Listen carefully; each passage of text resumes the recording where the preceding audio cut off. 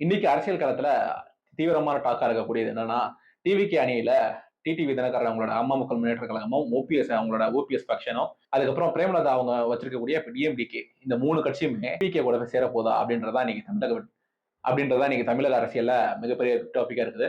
இன்னைக்கு நம்ம வீடியோல அதை பத்தி தான் ஃபுல்லா பார்க்க போறோம். இவங்கெல்லாம் சேரத்துக்கு வாய்ப்பு இருக்கா, இல்ல ஏதாவது பகடக்காயா டிவிகே பயன்படுத்துறாங்களா அப்படின்ற ஒவ்வொரு விஷயத்தை நம்ம இந்த வீடியோல ஃபுல்லா பார்க்கலாம். வீடியோக்கு போறதுக்கு முன்னாடி நம்ம வீடியோ புதுசா சப்ஸ்கிரைப் பண்ணிக்கோங்க, உங்க ஃப்ரெண்ட்ஸுக்கு ஷேர் பண்ணுங்க. வாங்க வீடியோக்குள்ள போகலாம்.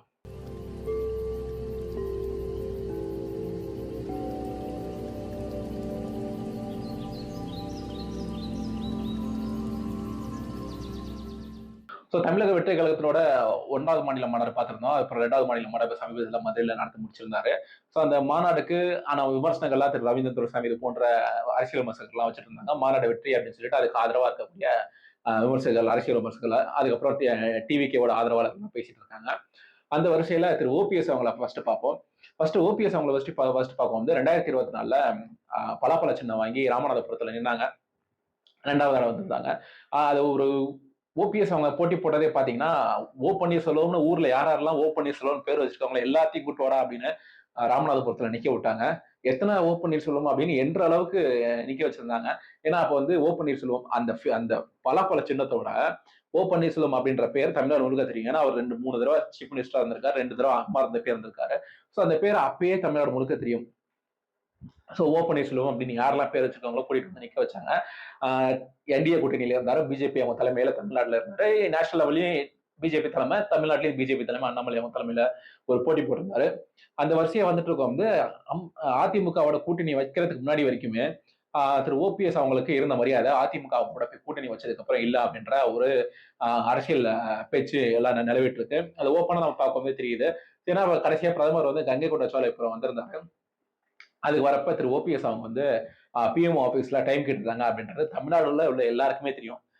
நியூஸ்லாம் வந்திருந்தது. திரு ஓபிஎஸ் அவங்க நேரம் கேட்டிருந்தாங்க, நேரம் ஒதுக்கப்படாதா அப்படின்னு சொல்லிட்டு அந்த ஷெடியூல்லாம் வந்து ரொம்ப சீக்கிரட்டா அப்படின்னு சொல்லி சொல்லுவாங்க. ஆனா யாரெல்லாம் மீட் பண்ண போறாங்க தெரிஞ்சிடும். அது நம்ம எல்லாருக்குமே தெரிஞ்சதுதான். அந்த ஓ பன்னீர்செல்வம் அவங்களுக்கு அந்த மீட்டிங் டைம் கொடுக்கலன்றப்ப அதுக்கு நயனா நாகேந்திரன் என்ன சொல்றாங்க, இதை போய் நயனா நாகேந்திரன் அவங்ககிட்ட கேட்க வந்து நீங்க ஏன் வந்து என்கிட்ட சொல்லிக்க வேண்டியது அப்படின்னு சொல்லுவோம் வந்து இருங்க, அவர் போன் எடுத்து காமிக்கிற நயனா நாகேந்திரன் பேரு, அதுல பாரு மெசேஜ் அனுப்பிச்சிருக்க பாருங்க அப்படின்னு சொல்லி காமிக்கிறாரு. இது வந்து தமிழ்நாடு முழுக்க ஒரு பேசு பொருள் ஆகப்பட்டது. திரு ஓபிஎஸ் அவங்களுக்கு முன்னாடி இருந்த மரியாதை இப்ப கிடையாது என்டிஏ கூட்டணியில.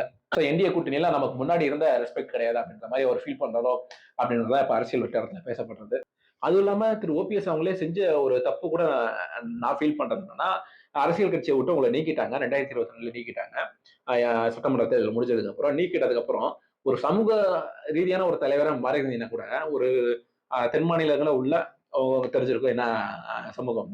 அந்த சமூக ரீதியான வாக்குகளை சேகரிக்கிறது நம்ம பாட்டாளி மக்கள் கட்சி மாதிரியும் விடுதலை சிறுத்தைகள் கட்சி மாதிரியோ அந்த மாதிரி வாக்கு வலிமையை சேர்க்கறது. நான் வந்து சமுதாய அரசியல் பண்ணணும் அப்படின்னு கூட நீங்க அதுதான் சொல்ல வரேன். ஆனா வாக்கு வலிமை ஏத்துறது அந்த மாதிரி அரசியலுக்கு அவர் போகல. இன்னொன்னு இத்தனை வருஷங்களாச்சு, இத்தனை மாசங்களாச்சு, இன்ன வரைக்குமே அந்த அதிமுக கைப்பற்ற போறேன் ஒரு அணியா செயல்பட்டு இருக்காரு. அது என்ன ப்ராக்ரஸ் ஆயிருக்காரு அப்படின்றது யாருக்கா தெரிஞ்சா நீங்க கமெண்ட் செக்ஷன்ல சொல்லுங்க. என்ன ப்ராக்ரஸ் ஆயிருக்காரு 2022 இருந்து இந்த 25 வரைக்கும் அதிமுகவை மீட்டு எடுக்கிறதுல என்ன ப்ராசஸ் ஆகியிருக்காங்க அப்படின்றது தெரியுங்க. ஏன்னா இப்ப சசிகலா அவங்க வந்து அதிமுக பொதுச் செயலாளர்ன்ற கேஸ் சுப்ரீம் கோர்ட்ல இருக்கு. அதுக்கப்புறம் இவங்க தான் அதிமுக செயலாளர்ன்ற கேஸ் இருக்கு. அதுக்கப்புறம் டிடிவி தினகரன் அவங்க ஏடிஎம்கே ரெட்டலை கேஸ் என்னன்னு உங்களுக்கு தெரிஞ்சிருக்கும். இந்த கேஸ் பெண்டிங்ல இருக்கு. இந்த மாதிரி ஏகப்பட்டது இருக்கு. அப்புறம் டிடிவி தினகரன் அவங்க கிட்ட வந்தோம்னா அவங்களும் தமிழ்நாட்டுல மிக மூத்த தலைவராக மூப்பனார் அவங்க நினைவஞ்சலி செலுத்தப்படுது. அதுல வந்து என்டிஏ கூட்டணியில 2024 இருந்த ஓபிஎஸ் அவங்க தவிர டிடிவி தினகரன் அவங்க தவிர மீதி எல்லாருமே அதுல வந்திருந்தாங்க. தேமுதிகவுக்கு வந்து ஒரு ரெப்ரஸன்டேட்டிவா ஒருத்தர் வந்திருந்தாரு. தேமுதிக வந்து பார்க்கும் வந்து எல்லா டோர்ஸையும் வந்து ஓப்பனா தான் வச்சிருக்காங்க. கூட்டணிக்கான எல்லா கதவும் ஜன்னல், வாசல், அதுக்கப்புறம் விண்டோ ஃபேனு, பாத்ரூம்ல இருக்க ஃபேன்ல, சீலிங் ஓப்பனு அப்படின்னு எல்லா இதுவும் ஓப்பன்ல தான் வச்சிருக்காங்க. ஏன்னா இங்க பார்க்க வந்து ஏடிஎம்கே ஓப்பன் வச்சிருக்காங்க, பிஜேபி அலையன்ஸ் அந்த ரெண்டுத்துக்கு ஓப்பன் வச்சிருக்காங்க, டிஎம்கே அலையன்ஸ்க்கு ஓப்பன் வச்சிருக்காங்க, டிவிகே அலையன்ஸ்க்கும் டிவிகே அலையன்ஸ்க்கு எப்படி ஓப்பனா வச்சிருக்காங்க நீ கேட்டீங்கன்னா, விஜயகாந்த் அவங்கள படத்தை வந்து நீங்க யாரும் யூஸ் பண்ணக்கூடாது அப்படின்னு சொல்லியிருந்தாங்க. ஆனா அதுக்கப்புறம் விஜயகாந்த் அவங்களோட பேர் யூஸ் பண்ணாங்க. அதுக்கப்புறம் திருமதி பிரேமலதா அவங்க கிட்ட இருந்து ஒன்றும் பெருசா ரெஸ்பான்ஸ் இல்ல. இப்ப டிடிவி தினகரன் அவங்க பத்தி பார்க்க வந்து சண்டே ஒரு பிரஸ் மீட் கொடுக்குறாரு. சண்டே ஒரு பிரஸ் மீட் கொடுக்கும் வந்து, நான் இந்தியால இருக்கிறான்றத நயனார் நாகேந்திரன் அவங்க கிட்ட போய் கேளுங்க அப்படின்றாரு. இவங்க எல்லாமே வந்து ஆல்மோஸ்ட் டெய்லி பிரஸ் மீட் சந்திக்கிறவங்க. ஸோ நயனார் நாகேந்திரன் அவங்க கிட்ட போய் கேட்கறாங்க. நேத்துக்கு இந்த கேள்வி கேட்கும் வந்து, அவர் இந்தியால தான் இருக்காரு, தொடருவார் அப்படின்னு சொல்லிடுறாங்க. ஆனா திருப்பி அதுக்கு பதில் சொன்ன டிடிவி தினகரன் அவங்க பாத்தீங்கன்னா, நாங்க எந்த கூட்டணியில இருக்கோம் டிசம்பர் மாசத்துல முடிவு பண்ணலாம் அப்படின்னு சொல்லிட்டாரு. அதுக்கப்புறம் ஓபிஎஸ் அவங்க கிட்ட போயிட்டு நீங்க டிவிகேல ஜாயின் பண்ணுவீங்களான்னு கேட்டா, தமிழ்நாடு அரசியல்ல எது வேணாலும் நடக்கும். நிரந்தர நிரந்தர எதிரியும் இல்ல அப்படின்ற ஒரு தொனியில வந்து பேசிட்டு போயிட்டாரு. ஸோ இதை பார்க்க வந்து டிவிகேக்கான ஒரு இதுவும் ஓப்பன் பண்ணி வச்சிருக்காங்க அப்படின்னு தான் நம்ம பார்க்குறோம். ஸோ இப்போ வந்து ஓபிஎஸ் அவங்க கிட்ட உள்ள ஒரு பிரச்சனை என்னன்னா, ஓபிஎஸ் அவங்க பண்ற பிரச்சனை இல்லை. அவங்க ஒரு ஃபீல் பண்ற பிரச்சனை என்னவா இருக்கும் அப்படின்னா, ஏன்னா இப்போ இபிஎஸ் அவங்கள தலைமையை ஏத்துக்க முடியாது. அவர் நான் தான் தலைமை, நான் முதலமைச்சரா இருந்திருக்கேன் அப்படின்ற ஒரு விஷயத்த முன் வச்சுதான் நான் தான் ஒரு அட்லீஸ்ட் முதலமைச்சரா நீங்க கூட இருந்துக்கோங்க. ஆனா கட்சியோட அந்த பொதுச் செயலாளர் நான் தான் இருப்பேன் அப்படின்ற மாதிரி தான் விவகாரங்கள்லாம் வைக்கப்பட்டது அப்படின்னு சொல்லி நம்ம பார்க்கிறோம். எதுக்குமே ஏத்துக்கல அவரு. நீங்க நல்ல ஒரு நல்ல மரியாதை மிக்க மூத்த தலைவர் அந்த மாதிரி ஒரு பதவியில இருங்க, டீசெண்டா இருங்க அப்படின்ற மாதிரிலாம் சொன்னாங்க, கேள்விப்படுறோம். ஸோ அதெல்லாம் எதுவுமே ஏத்துக்கல. பொதுச் செயலாளரா இருப்போம், முதலமைச்சர் துணை முதலமைச்சரா தொடரும் அப்படின்னு சொல்லி தான் 2025 அப்புறம் அதெல்லாம் பேசப்பட்டது. அதெல்லாம் அவர் எதுவுமே ஏத்துக்கல. இபிஎஸ் அவங்க தலைமையை வந்து ஏத்துக்க முடியாம தான் வந்தாரு. அவர் ஒரு முதலமைச்சர் ஓகேங்களா. ஒரு அம்மா அவங்க மறைஞ்சதுக்கு அப்புறம் அவங்க ஒரு முதலமைச்சர் ஆயிட்டாங்க. அதோட முதலமைச்சர் தலைமையை ஏத்துக்காம தான் வெளியே வந்திருக்காரு. ஸோ அவர் வந்து டிவிகே அவங்களோட விஜயோட தலைமையை ஒரு நடிகரா இருந்து இப்பதான் கட்சி ஆரம்பிச்சிருக்காரு. அந்த கட்சி இப்பதான் கட்சி ஆரம்பிச்ச ஒருவரோட போயிட்டு தலைமையை ஏத்துக்கிட்டு அரசியல் பண்றாருன்னா, இது இது நான் சொல்லணும்னா இப்ப அவரு செய்யறதோட இன்னமுமே அது ரொம்ப அரசியலை வந்து ரொம்ப இறக்கி செய்யற மாதிரி தான் இருக்கும் அப்படின்னு நான் நினைக்கிறேன். ஏன்னா திரு டிடிவி தினகரன் அவங்கள வந்து பாத்தீங்கன்னா இன்னும் அந்த பெரிய இடத்துக்கெல்லாம் போகல. அதுல டிடிவி தினகரன் அவங்களோட இன்னும் ஃபேம் நிறைய இருக்கு திரு டிவிகே விஜய் அவங்களுக்கு. ஸோ அதனால அவரு எடுக்க டிசிஷன் எடுக்கிறாருன்னா ஓகே அது ஏதோ ஒரு பரவாயில்ல அப்படின்ற மாதிரி தான் இருக்கு. ஸோ டிசம்பர் வரைக்கும் டிடிவி அவங்க வந்து சொல்லியிருக்காங்க. அதுக்கப்புறம் ஓபிஎஸ் அவங்க வந்து என்ன ஒன்றும் நடக்கலாம் அப்படின்னு சொல்லியிருக்காங்க. தேமுதிகவை பொறுத்த அளவுக்கு எல்லா டோர்ஸுமே ஓப்பனாக தான் வச்சிருக்காங்க.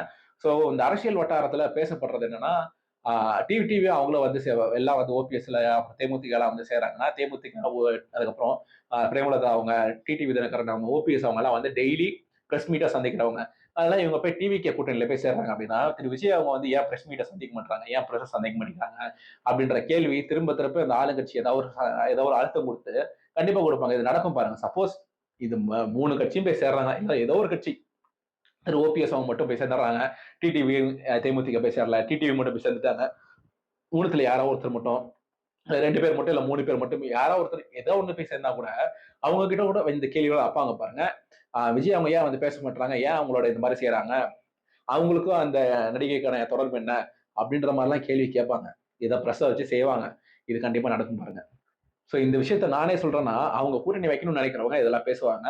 ஸோ இப்போ கூட்டணிக்கு போறாங்க அப்படின்னா, திரு விஜய் அவங்களோட தலைமையை தான் இவங்க 3 பேர் ஏத்துக்கிட்டு போற மாதிரி இருக்கும். ஸோ இது இவங்க செய்வாங்களா, செய்ய மாட்டாங்களா, இதோட பாதக சாதகங்கள் அப்படின்ற என்னதான் நம்ம வரப்போற வீடியோக்கெல்லாம் ஒண்ணு ஒண்ணா பார்ப்போம். ஸோ இப்போ ஆல்மோஸ்ட் பேசிக்கா என்னென்ன விஷயங்கள் இருக்கு, என்னென்ன பேசப்பட்டு இருக்கு அப்படின்னு பார்த்துருப்போம். உங்களோட கருத்துக்களை நீங்க கீழே கமெண்ட் செக்ஷன்ல சொல்லுங்க. நம்மளை பத்தி இந்த வீடியோ பத்தி ஏதாவது ஒரு கமெண்ட்ஸ் இருந்தா கூட கீழே கமெண்ட் செக்ஷன்ல சொல்லுங்க. வீடியோக்கு புதுசா சப்ஸ்கிரைப் பண்ணிக்கோங்க, உங்க ஃப்ரெண்ட்ஸ்க்கு ஷேர் பண்ணுங்க. தொடர்ந்து தொடர சப்ஸ்கிரைப் பண்ணுங்க.